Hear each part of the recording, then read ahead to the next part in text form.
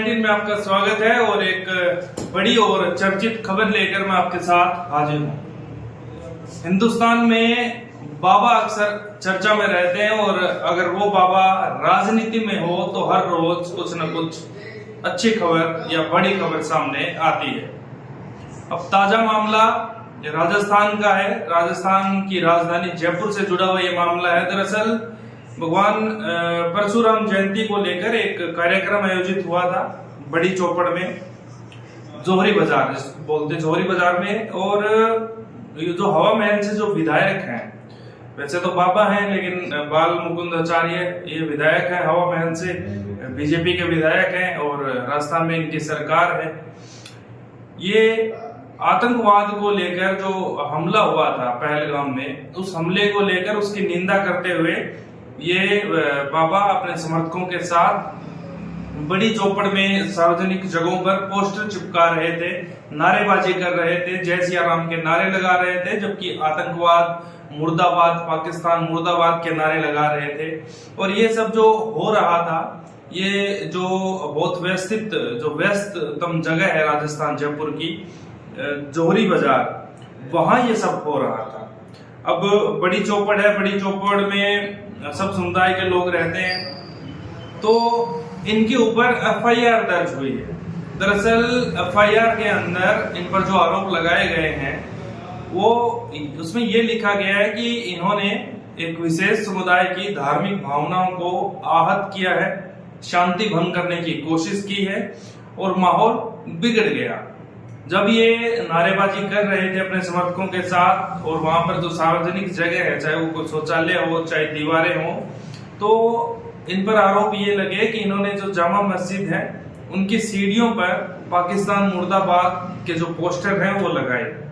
इससे जो मुस्लिम समुदाय है उसके जो लोग हैं वो भड़क गए और वहां पर नारेबाजी शुरू कर दी और माहौल एक वहां पर थोड़ा सा गड़बड़ा गया, गंभीर माहौल हो गया, जिसके बाद पुलिस ने मौके पर पहुंचकर एक बार तो मामला शांत करवा दिया।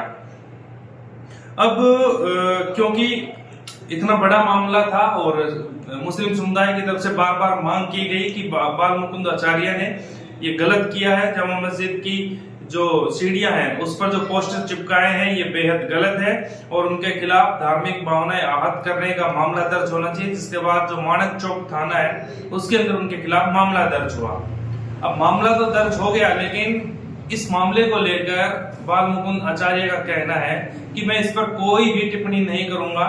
इस देश में सबको हक है, इस संविधान ने सबको हक दिया है अपनी बात रखने का, और अगर किसी बात से कोई आपत्ति होती है तो उसकी शिकायत दर्ज करवाने का। अब जो एफआईआर हुई है वो किसने करवाई ये जांच का विषय है। धीमे धीमे सब चीजें निकल कर आ रही है। मैंने असल में जामा मस्जिद की किसी दीवार पर सीढ़ियों पर पोस्टर नहीं चिपकाए थे, हम सब जगह पोस्टर लगा रहे थे जिसमें मंदिर भी शामिल है, गुरुद्वारे भी शामिल है। लेकिन अब धीरे धीरे सामने आ रहा है कि ये कुछ लोग हैं जो राष्ट्र को तोड़ना चाहते हैं, जो एकता है, अखंडता है, उसको तोड़ना चाहते हैं।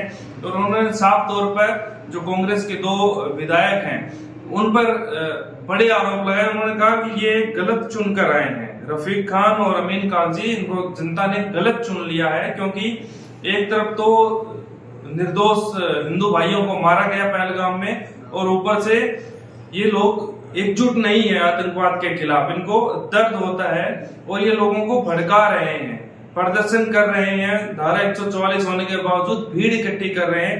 ये बड़े आरोप बाल मुकुंद आचार्य ने लगाए हैं। लेकिन उन्होंने ये कहा है कि पाकिस्तान मुर्दाबाद के नारे लगाना गलत नहीं है, आतंकवाद मुर्दाबाद के नारे लगाना गलत नहीं है और मैंने कुछ भी गलत नहीं किया। हालांकि बीजेपी के कुछ नेता, कुछ मंत्री, विधायक बाल मुकुंद आचार्य के पक्ष में आए। उन्होंने कहा कि एक देश में एक जगह हमला होता है निर्दोष लोगों पर, एक विशेष समुदाय, हिंदू समुदाय के लोगों पर, और अगर उसके खिलाफ प्रदर्शन कोई करता है तो वो गलत नहीं है। गुस्सा सबको आता है और गुस्सा सभी समाज के लोगों को आना चाहिए। कांग्रेस इस मामले को लेकर राजनीति कर रही है, कांग्रेस को राजनीति नहीं करनी चाहिए। ये देश को एकजुट होने का समय और सबको एक साथ आना चाहिए। अब मैं आपको बता दूं कि बाल मुकुंद आचार्य लगातार चर्चा में रहते हैं, कट्टर हिंदुत्ववादी है बाल मुकुंद आचार्य, और अक्सर वो कुछ ऐसी बातें, ऐसे बयान देते हैं खासकर पीछे भी उन्होंने कुछ मीट की दुकानों को, कुछ मामलों को लेकर तब भी बहुत तल्ख टिप्पणी की थी। तो वो चर्चा में रहते हैं कट्टर अपना जो हिंदुत्व रवैया है उसको लेकर और एक विशेष समुदाय की खिलाफत को लेकर, क्योंकि ये जो मामला है ये देश की एकता का, अखंडता का है। ये देश की इज्जत के ऊपर, देश की सुरक्षा के ऊपर ये चोट हुई है। ये कुछ दरिंदे आतंकवादियों ने निहत्थे हमारे आम आदमियों को, पर्यटकों को मारा है। ऐसे में सबको एक होना चाहिए, चाहे वो कोई भी समाज से आता हो, चाहे वो हिंदू हो, चाहे वो मुस्लिम हो, चाहे वो सिख हो, चाहे ईसाई हो, चाहे कोई भी हो। अगर वो हिंदुस्तान का नागरिक है तो उसको गुस्सा आना चाहिए, उसका खून खोलना चाहिए। उन आतंकवादियों के खिलाफ जो निहत्थे लोगों पर जिन्होंने वार किया है, उन आतंकवादियों के खिलाफ जो हमारी सेना के खिलाफ खड़े होते हैं, उन आतंकवादियों और पाकिस्तान के खिलाफ जो हमारे देश की एकता अखंडता को तोड़ना चाहते हैं। न्यूज़ 19 भी ये चाहता है कि देश के सब नागरिकों को, चाहे वो किसी भी धर्म समाज से आते हो, सबको एकजुट होना चाहिए और आतंक का ये जो लगातार हमला भारत पर होता है इसका मिलजुल कर सबको जवाब देना चाहिए। और ये जो वक्त है ये ऐसा वक्त है जो बहुत गंभीर है। हालात ऐसे बने हुए हैं कि हिंदुस्तान का किसी भी वक्त पाकिस्तान से युद्ध हो सकता है। ऐसे में अगर देश के अंदर एकता नहीं रहेगी तो फिर हम ये क्या उम्मीद करें कि हम उस युद्ध को कितना अच्छे से लड़ पाएंगे या जीत पाएंगे। तो किसी भी बाहरी दुश्मन से, बाहरी मुल्क से मुकाबला करने के लिए सबसे जरूरी है कि देश के अंदर एकता हो। देश के जो लोग हैं, चाहे वो किसी भी समाज समुदाय से आते हो, उनमें जज्बा होना चाहिए, उनमें देशभक्ति होनी चाहिए और तभी हम जाकर बाहरी मुल्कों से, दुश्मन मुल्कों से, दुश्मन देशों से मुकाबला कर पाएंगे।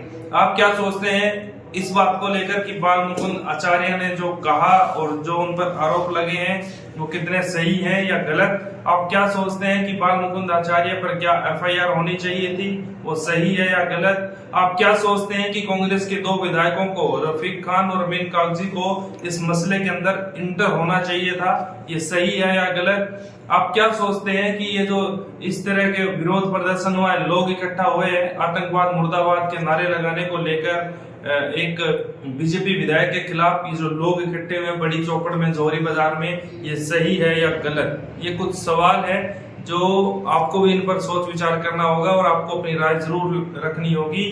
अगर आप सच्चे देशभक्त हैं तो आपको भी अपने आसपास का जो माहौल है उसको बिल्कुल संतुलन, सौहार्दपूर्ण रखना है, ताकि ये जो गंभीर वक्त है हिंदुस्तान के लिए, ये जो परीक्षा है, इसको हम अच्छे से पास कर पाए और आतंकवाद और पाकिस्तान को ऐसा सख्त और सशक्त जवाब दे कि उसकी आने वाली नस्लें याद रखे। न्यूज़ 19 जो लोग मारे गए 26 उनके लिए उनको श्रद्धांजलि अर्पित करता है और हम उम्मीद करते हैं कि देश की सेना और देश की सरकार इस पाकिस्तान और आतंकवाद के खिलाफ जल्द से जल्द ठोस कदम उठाएगी, ताकि आने वाले दिनों के अंदर इस तरह के हमले ना हो, इस तरह की कायराना हरकतें बॉर्डर के उस पार से ना हो। इस खास रिपोर्ट को आप लाइक शेयर जरूर कीजिए, चैनल सब्सक्राइब नहीं किया तो वो भी कर दीजिए और रिपोर्ट को अगर आप अच्छी लगे तो अपनी राय जरूर रखिएगा, कमेंट जरूर कीजिएगा। नमस्कार।